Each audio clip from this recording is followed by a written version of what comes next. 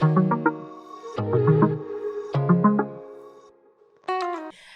guys, welcome back to my channel. If this is your first time here, please do not make it your last.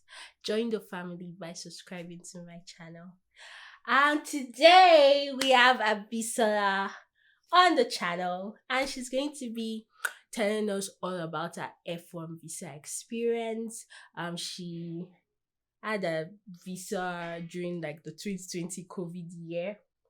So she's going to be telling us how that went. So welcome Abisola. Thank you. Thank you for being on my channel today. So can you please just introduce yourself to my viewers?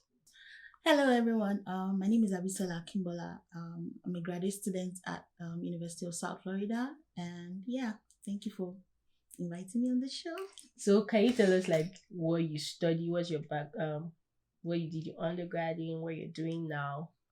Okay, so I did my undergrad at University of Lagos. So I studied French, and I also did like a postgraduate diploma in education at Corona College of Education in Lagos, Nigeria. And then now I'm currently doing my master's in French and literature at the University of South Florida.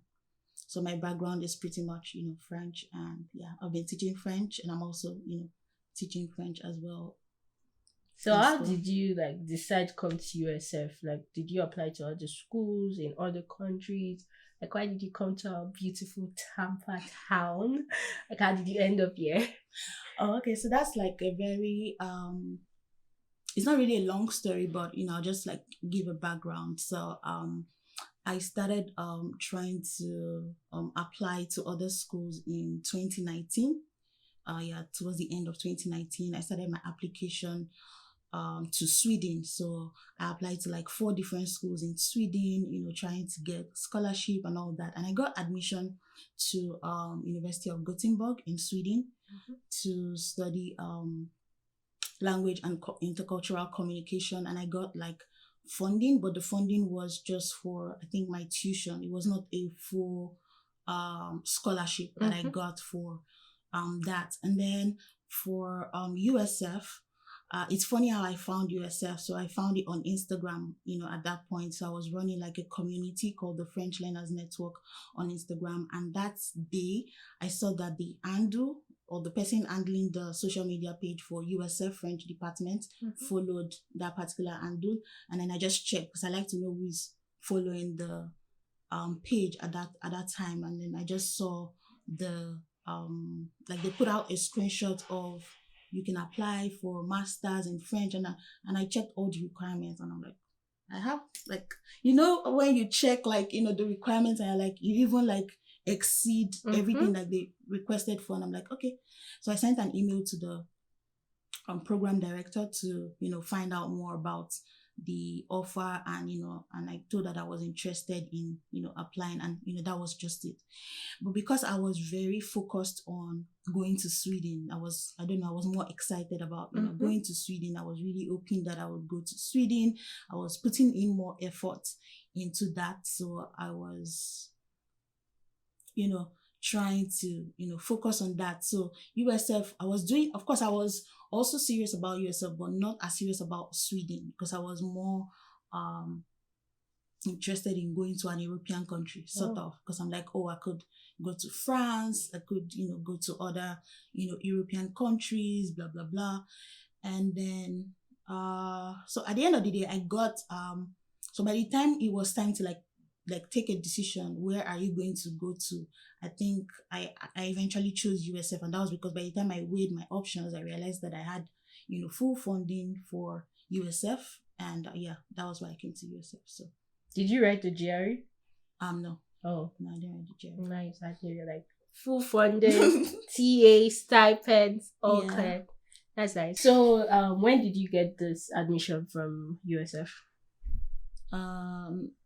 I can't remember the exact date, but it was early 2020, and I was supposed to resume August 2020 as well, like the fall session, but I couldn't get an appointment, like a visa appointment, so I had to defer my admission to spring 2021. And that was because of what? Why was the appointment not forthcoming? because of the COVID, so they were not giving, like, if you are trying to apply on the website, I was not getting any appointments and all that. So I was waiting and waiting, but I waited up until a point where, like, it was already like very visible that I wasn't going to like make it by August. So my program director was like, I should just defer to January, which was spring 2021. Okay. So I eventually got my visa in October 2020.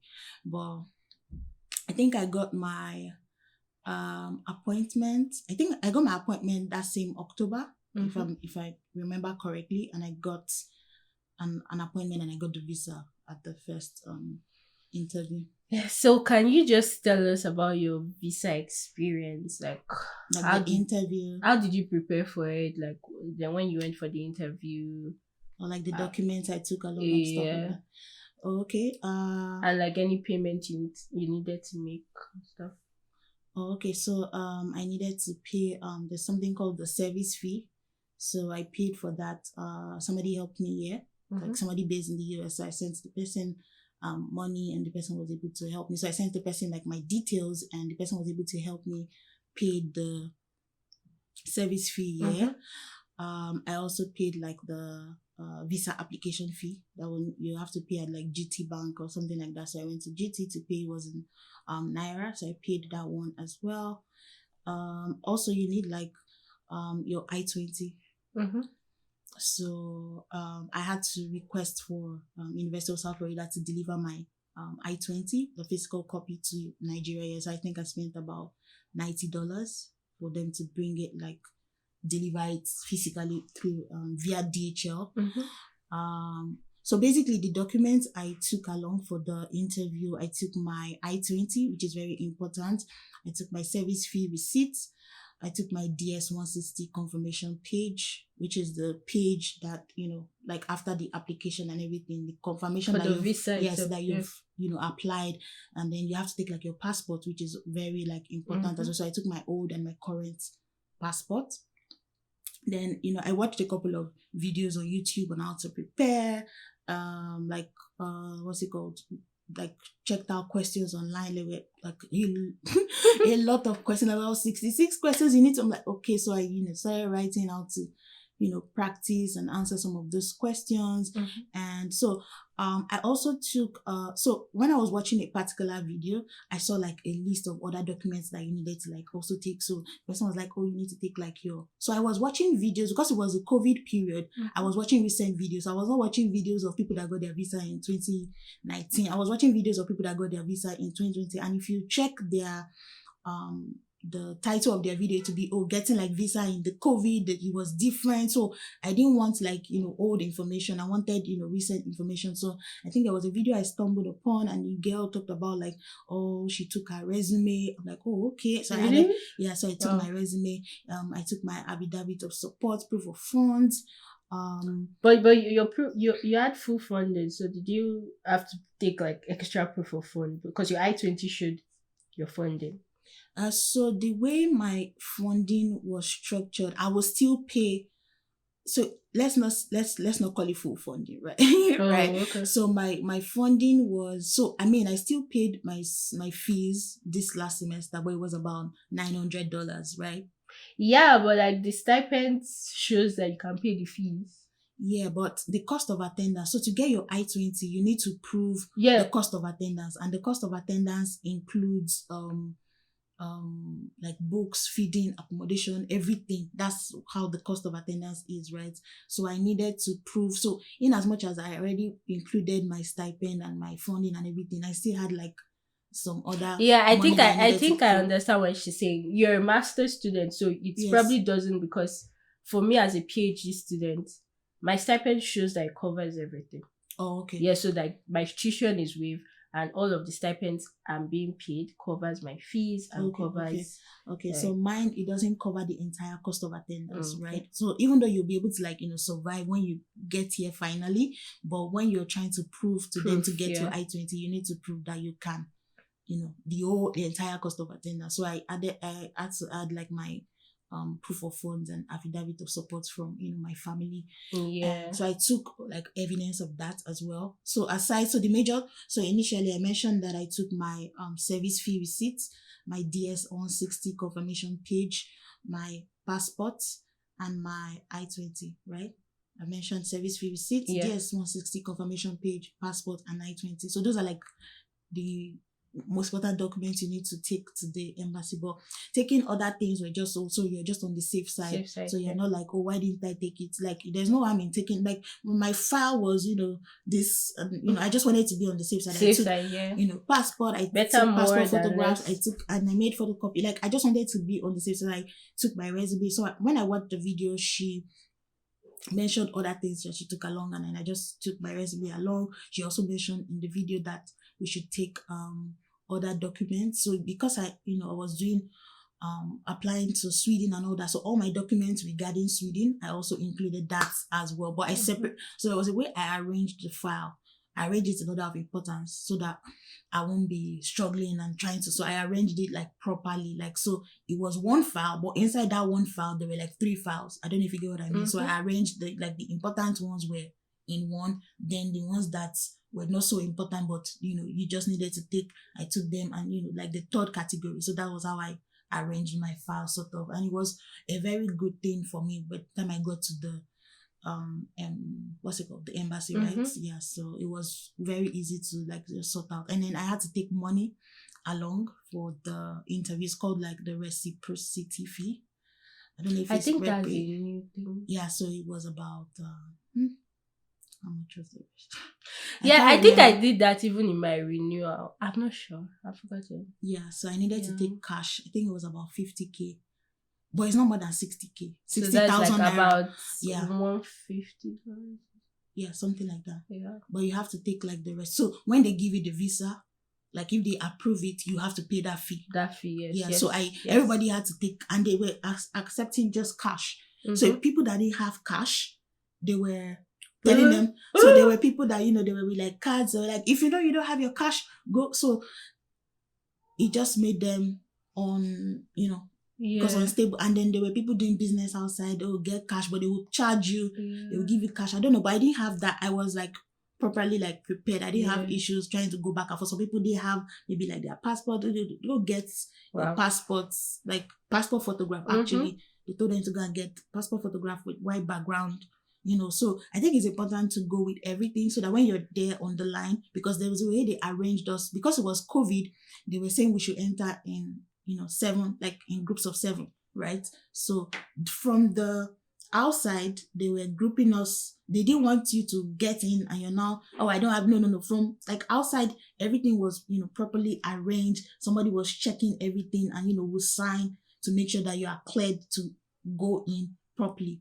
And, that was it. So basically, those are the documents I took, and, I, read some questions, and to be honest, I was pretty nervous, but I think we should just talk about that. So like when you got in, like even before like you got to your view for the questions, like what was you like? Did you see them rejecting people? Oh Were my you scared? Like, oh my god! So this was so let's talk about this. So this was it, right? So when I got in, there were about, I think, 6 people in front of me on the line, and then we're practicing social distance, so we're not close to each other. But obviously, you can hear what they're asking, like the responses and the questions you can hear basically. So when I got like joined the line, because they told me to meet somebody, and the person like stamped some things, and then I now joined the proper queue to meet the VO. And so there were like 6 people, like I said, in front of me. So the first people, there were 2, right? Like husband and wife, like a couple, and they gave them.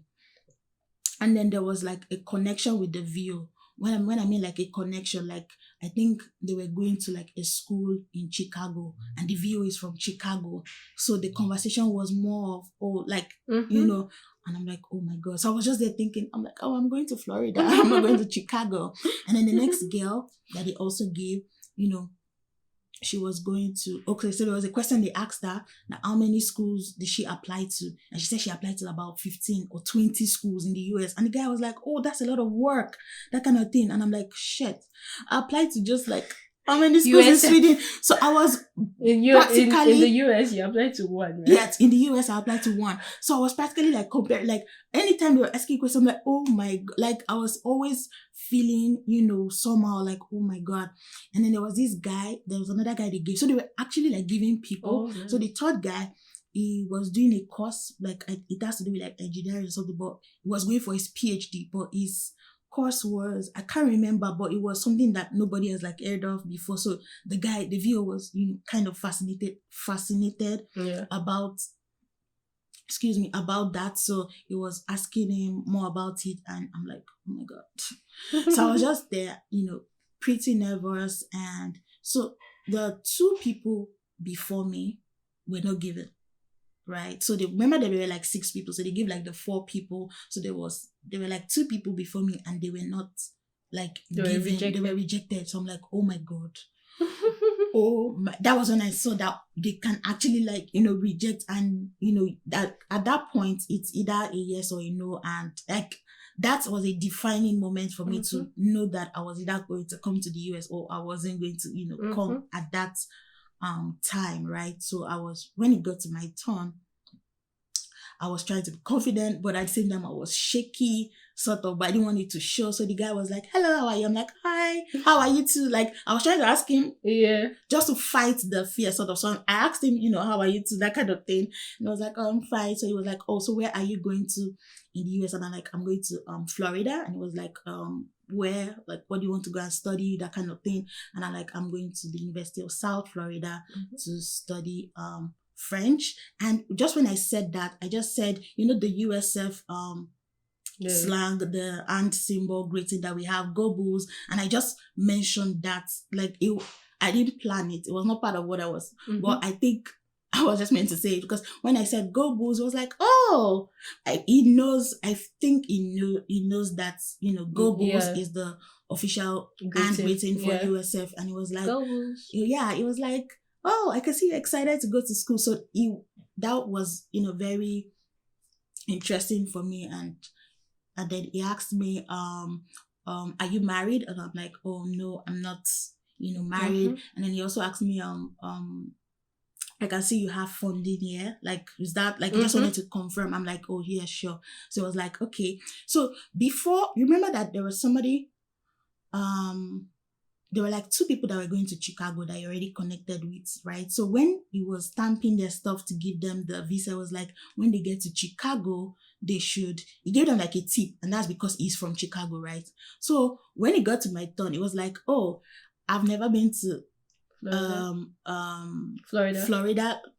I think he said, I'm not from Florida, or I've never been to either of them, but like, I don't really know much about Florida, something like that, but I know that they have a very good weather. Enjoy yourself. And like, I was, oh my God, I was so excited. I'm like, I didn't believe it, to be very honest. I'm like, wait, is that like, that's it? Like, am I done? Like, and I was expecting like difficult questions, blah, blah, blah. And, they asked me, those simple questions. And then when I came out, people were still on the queue. They were nervous and everything. So I just went, straight to the car that brought me, and that was it. So it was really, yours was really like, very easy. Yes, I think some other like common questions they ask, like, is like, oh, why did you choose your field? Yes, I can remember he asked your a plan girl afterwards. Yes, so I can remember he asked a girl like why she chose the school she was going to. And she was saying stuff, and it was like, tell me something that is not on the internet. Because she had prepared, I'm sure she had prepared the answer. And even me, I had my answers like, prepared. So, I mean, it's true out of balance, sort of, but she was able to still answer. For me, some people will not agree, but I really think like the truth is like, just say the truth. Like, if you actually applied somewhere, like even like giving your story of how like, oh, you realized that there was this program in that particular school from something you saw online, that's like a truth to it. You get? So I like, sometimes people like, oh, maybe they go and like create one answer that is imaginary. That is like, Yes. and sometimes when they say it, it doesn't come out as real, and so they Yes. get And I feel denied. like even if he asked me how many schools I applied to the US, I would have just told him that it was only USF, Mhm. because to be honest, I didn't apply to other schools, Other and schools. there's no point in lying that Yeah. you applied to a lot of schools. Yeah. Sometimes the answer might work for you, and but it worked for the other girl that mentioned that she applied to about 15 or 20 15. schools, because it was like, oh, that's a lot of hard work, Yeah. that kind of thing. But at that point, I was already nervous, because I'm like, oh my God, I applied to one school, but fortunately, he didn't ask me that question, right? So Yeah, even me, the year I came to the United States, I applied to only USF. The previous year, I had applied to several schools. Okay. I think like 6 or so. I got one, but the funding was not full. Yeah. So the year I was coming, I just applied to USF because I even came in spring, and normally I would plan to come fall. So I actually just tried to apply there, and I got. I didn't even get funding like in my first semester. It was after I came, but like I got that, and it was a program I really wanted, and I just came. So sometimes it's when you're looking for funding, it's advisable to apply to such like quite a number of schools where you yeah. like have safe schools, Excuse me. like Yeah, I think so but too. sometimes it's not like that. Sometimes you just apply to that one school and you get it. So. Yeah, and sometimes when you apply to school, another thing that I noticed or I realized is that when people apply to schools, they don't ask questions, right? So in as much as, the information is on the website, blah, blah, blah, but there's some information that you will actually not find on the website. So I had to ask, like, what are the options available to study, in this department, and my program director was able to answer all my questions. And to be honest, checking the thread, like the number of emails we went back and forth, it was close to 100 emails, because I had a lot of questions. I wanted to be sure that I had funding, and they interviewed me because I had to apply to get the graduate teaching assistantship. So I applied, like she sent me the documents to fill. So I filled the documents, and then we had like a virtual interview, like a video chat. So she was asking me questions in English and of course in French, to be sure that I was going to be able to teach in the department. And it was good. So when you're finally like you got your visa October and you came here I came in December, yeah. When you're coming, apart from your clothes or whatever, like you also had to bring money, right? Yeah, I had like to bring cash. cash. That's very necessary. Yes, I think it's important to bring cash, because obviously you don't have accounts here already, so it's important that you bring cash. Even though when I got here, I realized that an account is actually important, like because people were not really like accepting cash. So yeah, I brought about I think $600. Yeah, and that was okay. But for when me you got here, till- as soon as possible, you did the account. Yeah, so the week I got here, I went to Bank of America. I opened an account. I got my debit card. I was trying to make sure that I settled down properly, because I had to submit some of those bank details even to USF, right? So that they would pay like my stipends. My stipends. Yeah, so I had to do that like as soon as possible. And then when I also got in here, I had to get my SSN, my social security number. So I had to book like an interview.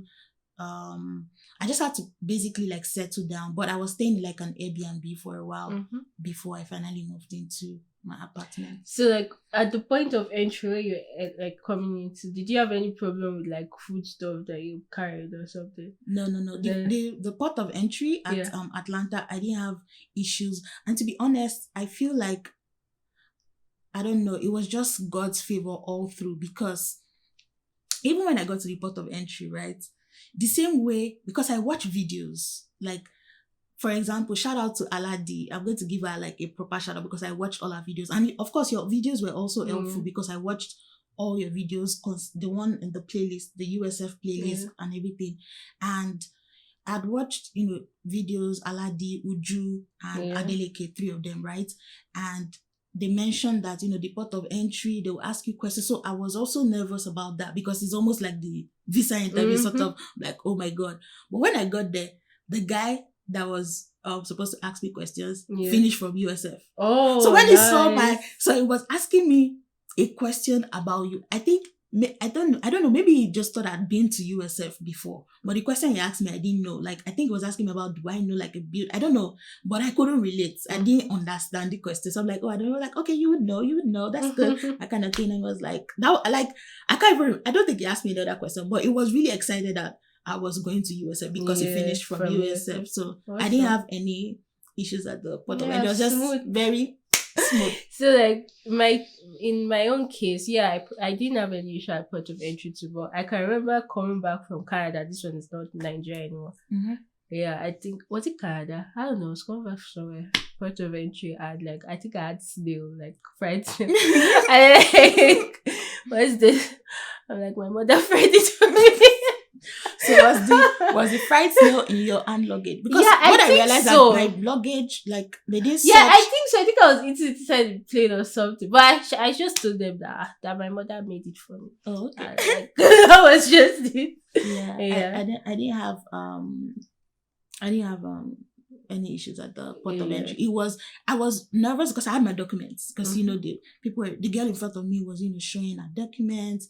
It was asking her questions. I'm like, oh, and I was kind of not sleepy, but I landed Atlanta like 5 a.m. like 5 a.m. in the morning US time, and obviously it was a long flight, that kind of thing, and it was a Sunday like morning, so we were tired and that kind of thing. So, and the queue was a bit long, to be honest. Like a lot of people landed at that time, so before I got to my turn, I was already exhausted, obviously from the trip, because we were sitting down for long hours wearing masks. It was very, it was a smooth journey, but it was uncomfortable to an extent. So coming down from that, I was already exhausted, but I was also mentally like trying to prepare and remember all the things, all the videos I had watched concerning the port of entry, because there are thousands of videos on YouTube, and I trust me, I watched a lot of, like, just to see what other people were saying and what I'm supposed to do. So I had my documents in my hand luggage and I brought everything out. But at the end of the day, it was not, I mean, it collected my document to stamp the port of entry, because there's something they're supposed to stamp, right? But he didn't ask me. He just was just like, oh, you're going to do yourself. It was so exciting. Like, go Bulls, that kind of thing. Like, oh my God. So, yeah. Nice. So, what advice should you give to people that currently like prepare for their visa interview, try to come to the US? Do you have like any advice? I would say be prepared for the interview. Like, be prepared, like, don't be all over the place. So I noticed that there were people that when they were there, let's say they were already at the front of the line, because they didn't have like the cash, the reciprocity, I find it difficult to pronounce. Whatever, we'll put it on the chat. Yes, the reciprocity fee, they didn't have it, so they had to go back. Some people didn't have, so all people that were all about, so they had to. So there was a particular girl that she left the line to go get maybe cash or passport. So by the time she got back, she was trying to say that I was here. And they're like, no, like you can't, so you have to. And the queue was long. In as much as I went during like the COVID period, it was still long to an extent, right? So what you want to do is to be prepared. Apart from the fact that you are prepared to answer the likely questions that they would ask you, there are a lot of content on YouTube, online. Just check out those questions and try and answer some of them, and do that, and then make sure you're organized, have your money, do research. What are they asking for now? Like, obviously things are changing every day, right? So just make sure that you know what is obtainable and be prepared. So I was like really prepared. Like, I had my documents. Remember that I mentioned that I arranged them in order of importance. I didn't want to mix documents up and miss. No. It was all like very arranged, properly arranged. And I even took documents that were not like so necessary, but because I had watched videos of people say, oh, take your resume, take your, like, to be honest, I took it. I didn't want to have any like, oh, do you have this? And you're like, because there were people, there was a girl that was in front of me that they asked her for like proof of funds. Yeah. Right? Like they needed to see the documents. They didn't ask me mine, but it was good to have, it was good to have those documents just in case they ask you to show that kind of thing, right? And ask questions. And I think, talking to people before the interview too is also good, right? So the day before my interview, I was nervous to the point that I was scared. So, I mean, I spoke with my friends and my sisters. They were trying to calm me down the door. Everything will be fine. And as a person of faith, I would also say that you should pray about it as well. Because to be honest, prayer is everything. Prayer is everything. So be prepared, be calm, and also pray about it. That's just it. And don't forget to also ask questions. Watch YouTube, connect with like other people, and that's how to, Thank you, Abisola, for sharing your experience. You're welcome. We're very grateful. Thank you guys for watching till the end of the video. If you are not yet subscribed, what are you waiting for? What are you waiting for? Please just click like, share, subscribe. Click on the red subscribe button. Yes, hit the notification bell as well. Join the family. Okay, Yes, guys. Thank you very much. I'll see you guys in my next video. Bye. Au revoir. That's Bisous. true. You don't speak French first. I said au revoir. That's true. Speak one first. I've already said au revoir. Just speak. I'll just put it there. Okay, I can introduce myself. Okay. Salut, je m'appelle Abisola Akinbola. Je suis étudiante à USF.